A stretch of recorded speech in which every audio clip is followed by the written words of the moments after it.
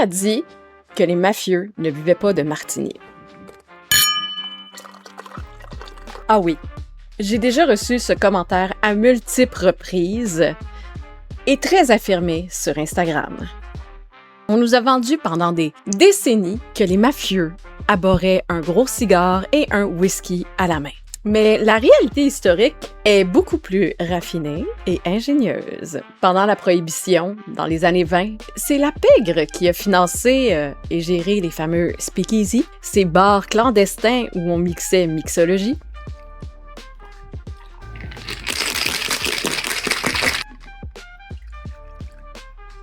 et où on entrait par la porte dérobée avec un mot de passe. Et pour éviter de finir en prison, lors des descentes de police, ces criminels endurcis buvaient des cocktails très élaborés. Cheers! Aujourd'hui, on infiltre les bars de la mafia. Je suis Josiane Brousseau, autrice de Trailer Mafieux, et aujourd'hui, on rentre dans les bars secrets de la mafia. On infiltre l'histoire de la mixologie qui a été financée par la mafia.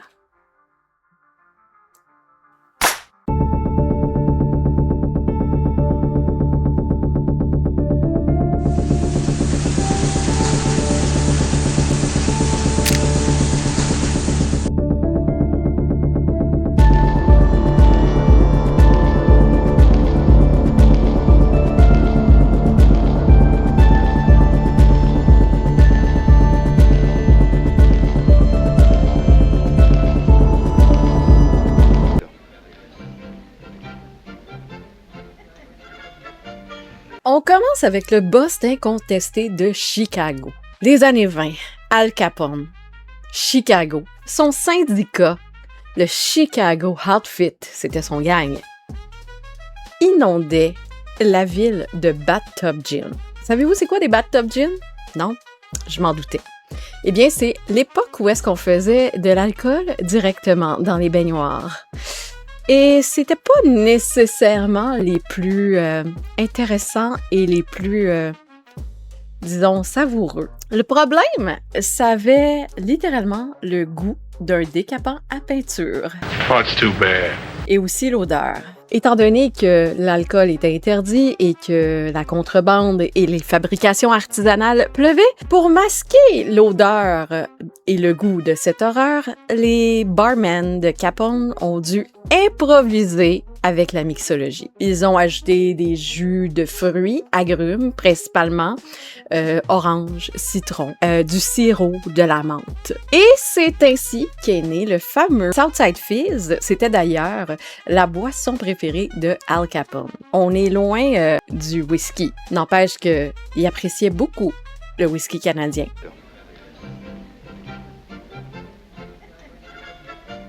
Mais pour les vrais dirigeants de la mafia, on oublie l'alcool de ruelle puis de baignoire, OK? On oublie ça. C'était pas suffisamment et il y a un endroit que la prohibition n'existait pas et qu'il y avait, qu'est-ce qu'on appelait, la commission des alcools. Il leur fallait de l'or liquide et de première qualité. Il y avait une seule place qui vendait de l'alcool et qui n'avait pas de prohibition en Amérique du Nord et c'était bien entendu le Québec. L'alcool de contrebande venait directement de chez nous au Québec pendant que les États-Unis étaient à sec. Le Québec, c'était l'oasis de la légalité, au point même que la Bolduc va se mettre à chanter une chanson sur la prohibition. Toujours joli et content pour les gens qui sont plaisants, on les voit pleins de gaieté, ils ne cherchent qu'à s'amuser. Les Canadiens sont contents, ils nous laissent beaucoup d'argent grâce à la prohibition, ça nous rapporte des millions. Où elle l'explique clairement qu'ils nous font faire des millions. La véritable plaque tournante de ce trafic d'alcool colossal, c'était les cantons de l'Est. Avec sa frontière poreuse collée sur le Vermont et l'État de New York, c'était le paradis des bootleggers. Les contrebandiers modifiaient leur moteur de voiture, cachaient des caisses de whisky sous des bottes de foin ou des fonds doubles, et l'hiver, ils traversaient carrément le lac Memphremagog, gelé au péril de leur vie, pour livrer la marchandise à la mafia américaine. L'anecdote la plus surréaliste de cette époque se trouve à Stansted, sur la frontière. On y trouvait ce qu'on appelait les line house, des bâtiments construits directement sur la ligne de démarcation. Les clients commandaient et payaient en toute légalité l'heure. Puis ils faisaient littéralement 3 pas pour aller s'asseoir du côté américain, sous le nez des policiers qui ne pouvaient rien faire.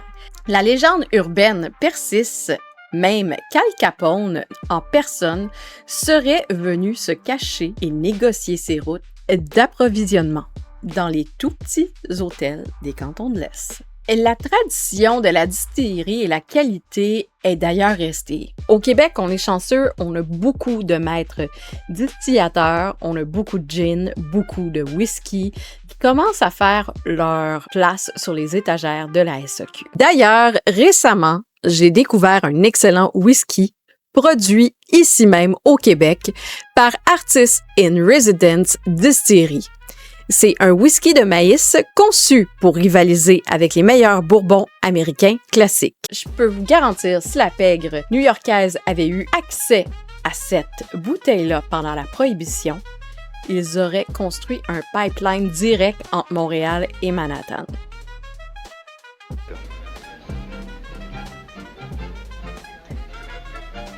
Quittons la neige des cantons de l'Est pour les tropiques et Las Vegas. He loses that bet, he'll be broke.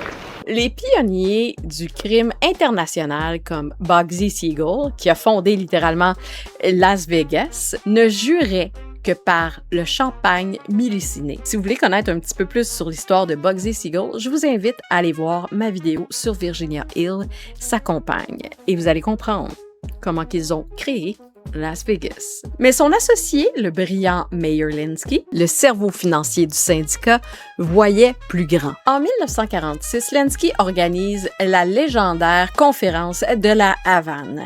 Sloppy Joe's is one of the express stops on the main stand. Here, the soothing syrups of the tropics chase dull cares away. La mafia a littéralement privatisé l'Hôtel National à Cuba.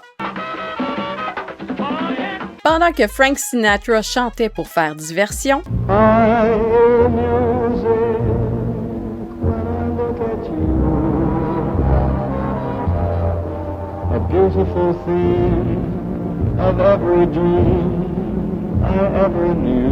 les plus grands parrains d'Amérique se partageaient les territoires en sirotant le cocktail signature de la place, le Hôtel National. Du rhum, du jus d'ananas, des citrons verts et de la liqueur d'abricot. Le crime organisé dans toute sa splendeur tropicale. Well, you two made up? Darlene's gonna give up pickpocketing and start studying forgery.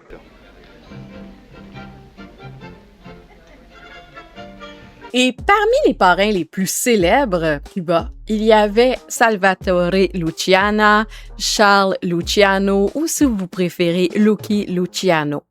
Son influence était telle que dans les cercles fermés, les barmen ne lui demandaient pas ce qu'il désirait, ils créaient des besoins en son honneur.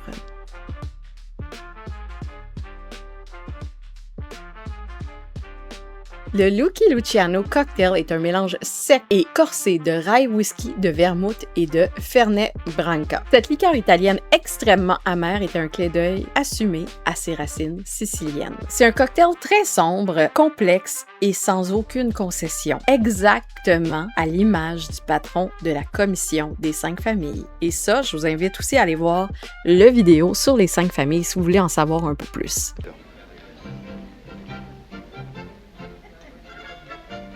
On va aller voyager dans les années 80. On termine ce tour de piste avec le Teflon Don, John Gotti. La mixologie élaborée, Gotti s'en balançait. Son seul but, l'arrogance pure. Il voulait prouver qu'il était le roi absolu. Son arme de prédilection, le cognac Rémy Martin Louis XIII, une bouteille en cristal de Baccarat qui se détaille aujourd'hui à plusieurs milliers de dollars. Commandait cette merveille pure dans les meilleurs restaurants de Manhattan et il en faisait servir à toute sa table juste pour écraser la concurrence par la puissance financière. C'est le summum de la démonstration de la force par l'argent. C'est exactement cette dynamique de pouvoir financier et d'arrogance qui a poussé à créer la famille Morelli dans mes romans, dans le luxe et l'arrogance. Oh, come on, Clancy, what difference does it make? Alors, à celui qui pensait tout savoir sur Instagram, j'espère que tu as pris des notes de la menthe fraîche, d'Al Capone aux routes des cantons de l'Est et jusqu'au cognac de l'inabordable John Gotti. Why don't you shut the door and see if anybody needs a drink? La pègre savait boire avec raffinement redoutable. Et vous, si vous deviez vous asseoir à la table de la commission ce soir, vous commanderiez quoi? Dites-le moi en commentaire, lâchez un like, abonnez-vous à la chaîne pour ne pas rater aucun dossier et rappelez-vous, l'alcool se consomme avec modération, contrairement au crime organisé. Au prochain crime!